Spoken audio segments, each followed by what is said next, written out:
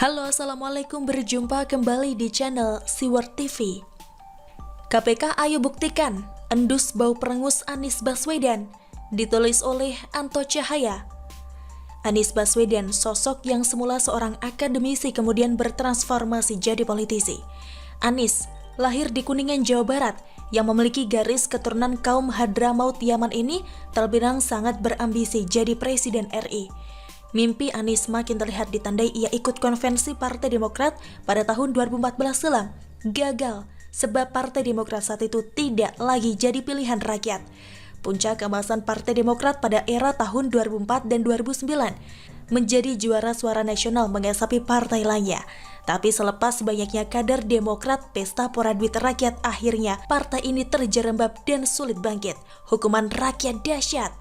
Dipimpin SBY sebagai ketua umumnya, Partai Demokrat tetap tidak banyak berubah.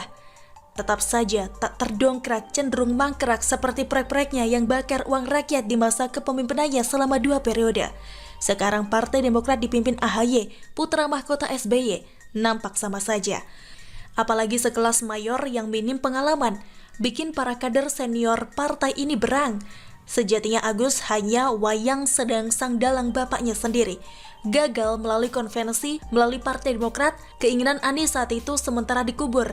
Ia yang independen akhirnya memilih gabung ke Jokowi pada Pilpres 2014. Not bad. Singkat kata, Jokowi menang dan dia didapuk menjadi Mendikbud sesuai dengan latar belakang sebagai seorang pengajar. Akan tetapi tekadnya yang sejak semula ambisi jadi presiden tidak pernah padam kembali membara. Disinyalir menggunakan jabatannya sebagai menteri untuk susun strategi menuju 2019 menusuk Jokowi. Ditandai intrik-intrik kecil menentang Jokowi dan cenderung keluar dari amanah sebagai pembantu presiden kian meruncing, kendati tidak sampai terdengar gemerincing di tengah masyarakat. Akhirnya Anies dicopot oleh Jokowi dalam reshuffle Kabinet Jilid 2, 27 Juli 2016. Posisinya digantikan oleh kader Muhammadiyah, Muhadjir Effendi. Praktis, Anies tidak sampai 24 bulan menjadi menteri.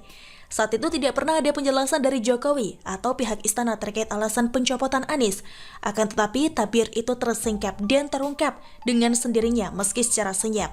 Dicopot atau bahasanya dipecat saat itu berbarengan dengan Sudirman Said dan Rizal Ramli yang selalu bikin gaduh negeri.